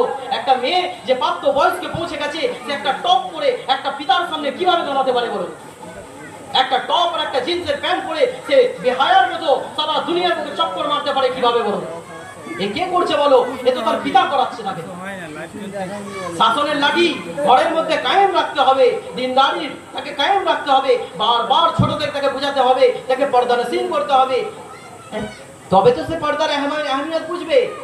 মেয়ে বললো একটা টপ আর একটা জিন্সের প্যান্ট কিনে এনে দিতে, আর যদি পিতা তাকে টপ আর জিন্সের প্যান্ট কিনে এনে দেয়, তো দুদিন পরে সে আরো খারাপ জিনিস চাইবে। এর তৈয়ারি, এর শুরুয়াত কে করলো বলো? এ তার পিতা করলো। আজকে বেহায়াপনা চলছে, বেপরদগি চলছে। আর আল্লাহ নবী সাল্লাল্লাহু আলাইহি সাল্লাম বলছে, যে মহিলা বেপরদগির সঙ্গে থাকবে, তার হিসিমি অর্থাৎ চেহারার হিস্সা, হাতালি আর পা ছাড়া যদি কোনো হিস্সা, চেহারাটাও তার জরুরতের জন্য, চেহারাটা হাতালিটা জরুরতের জন্য ছাড় দেওয়া হয়েছে, বাকি তার প্রত্যেকটা অঙ্গ প্রত্যঙ্গ একমাত্র তার স্বামী, তার মাহরম ছাড়া যদি কোনো ব্যক্তি সেই হিস্সাগুলো দেখে, আল্লাহ নবী সাল্লাল্লাহু আলাইহি সাল্লাম বলেছেন সেগুলো সব জাহান্নামের খোরাক হবে। আজ বলো কোন হিস্সাটা মানুষ দেখাতে বাকি রেখেছে? কি করে আশিকে রসুল দাওয়াদার হব? কি করে রসুলের সুন্নতের দাওয়াদার হব? আমাকে নিজের পরিবারস্থ লোকদেরকে দিনদার বানাতে হবে। সেই জন্য মুহতারাম বুজুর্গ, দোস্ত আজিজো, এই যে মেহনত করা হয়েছে, এই যে মজমা কায়েম করা হয়েছে, এই একটা নিসবতে কায়েম করা হয়েছে, আমাদের জিন্দগির মধ্যে দিন আসুক, আমাদের জিন্দগির মধ্যে পরিবর্তন আসুক, আমাদের জিন্দগির মধ্যে আল্লাহর হুকুম আসুক, আমার জিন্দগির মধ্যে আল্লাহর আহকাম আসুক। যেরকম ভাবে জুম্মার দিন যখন মুয়াজ্জিন এলান করে দেয়, তখন যে প্রান্তেই আমি থাকি না কেন, যে কারোবারেই আমি থাকি না কেন, যে চাষে আমি থাকি না কেন, যে ব্যবসায় থাকি না কেন, যে মালিকের আন্ডারে আমি থাকি না কেন, তাকে আমি বারবার শুনিয়ে দিই, ভাই আজকে জুম্মাবার। কি বলি গো ভাই, আজকে জুম্মাবার। আজকে পেট্রোল পাম্পে আমি তেল নিচ্ছি, ছায়া পেট্রোল পাম্পে শীত গাছের তলায় যে পেট্রোল দিচ্ছে, সে আমায় বলছে আমি জুম্মার নামাজের পরে গেছি বলে আমায় বলছে যে ভাই কোন মসজিদে নামাজ পড়লে? কি সামনে মসজিদে? আমি কেন বলো তো? না আমি ওইখানেই পড়ে এলাম। আলফাজটা শোনাতে চাইছি, আর এর পেছনে বলার একটা মাকসাদ রয়েছে।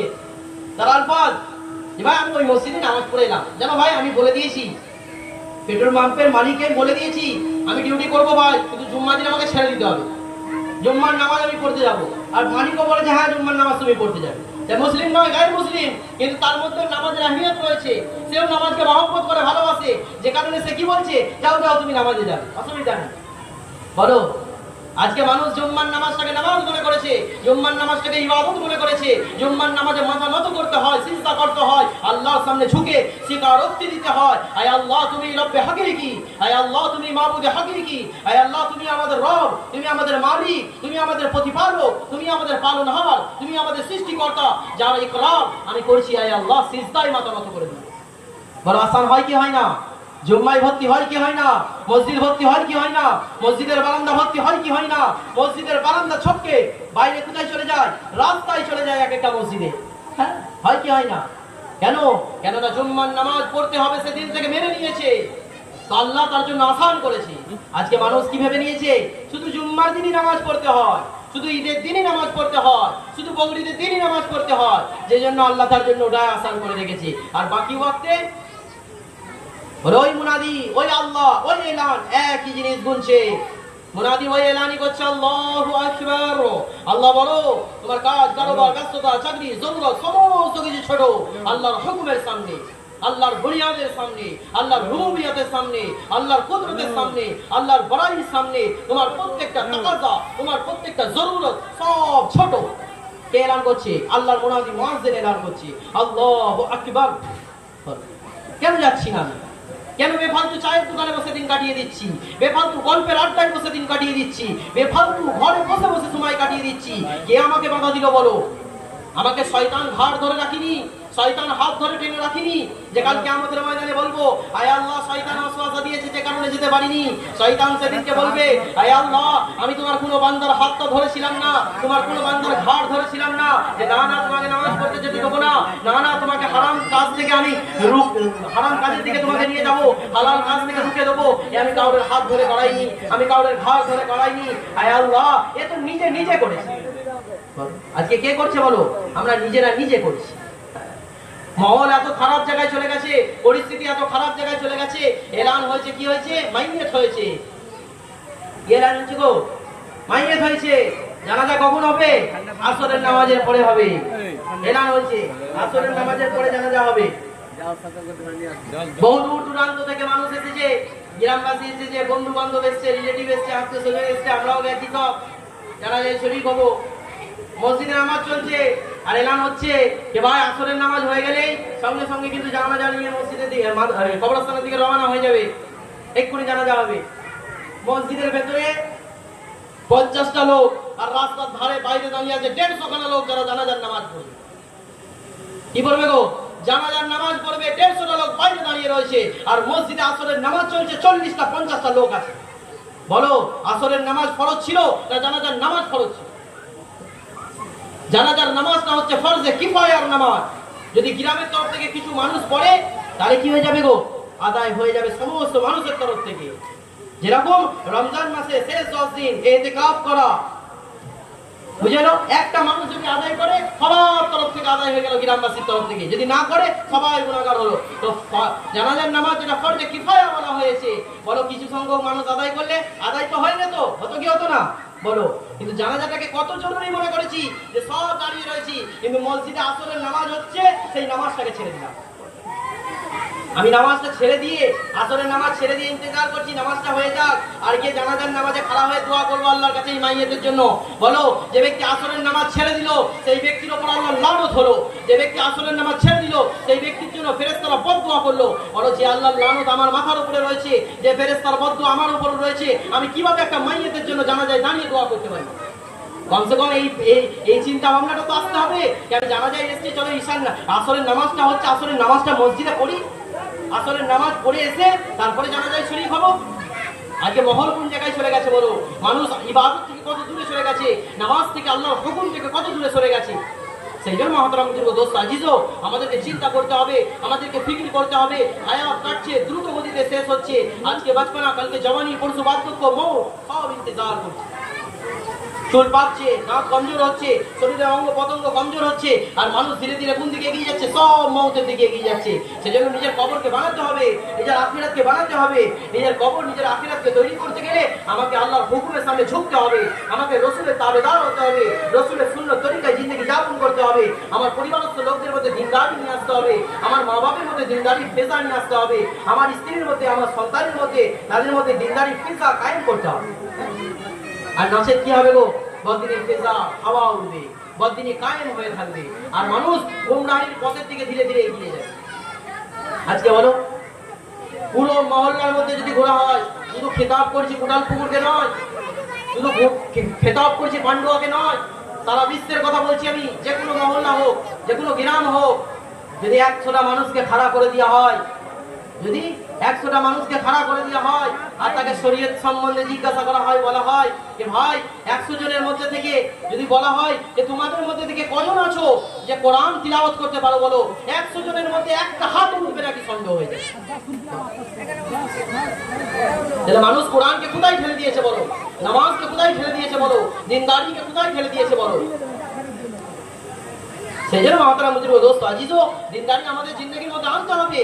এ কখন আসবে? যখন দিনের পেশা কায়েম হবে। সেই জন্য মাহতারা মুজিব দোস্ত আজিজো 12 রবিউল আউয়াল চলছে, রবিউল আউয়াল মাস চলছে, 12 রবিউল আউয়াল পার হয়ে গেছে, বুঝলেন? কিন্তু এই দিনটাকে যে আমরা স্মরণ করছি, এই স্মরণ করার আসল উদ্দেশ্যই এটা, যেটা আমাদের মেনে নিতে হবে যে আমাদের জিন্দগির মধ্যে আল্লাহর হুকুম নিয়ে আসতে হবে, আমাদের জিন্দগির মধ্যে আল্লাহর রসুলের তরিকা নিয়ে আসতে হবে। যদি এগুলো আসে তো আমরা কামিয়াব হবো, নচেত আমাদের জিন্দগি কি হয়ে যাবে গো? জাহান্নামের খোরাক হয়ে যাবে। জাহান্নাম অত সহজ জিনিস নয়। আজকে মুখে বয়ান করা হচ্ছে, এ বড় ভয়ঙ্কর জায়গা। আল্লাহ নবী সাল্লাল্লাহু আলাইহি সাল্লাম বয়ান করছে, আয় আমার সাহাবারা, তোমরা জেনে রেখে দাও, তোমরা শুনে রেখে দাও যে জাহান্নামের দৃশ্য আমি দেখেছি। যদি তোমরা দেখতে, তোমাদের মুখে হাসি দেখতে পাওয়া যেত না, চোখ থেকে রক্তের পানি আসতো।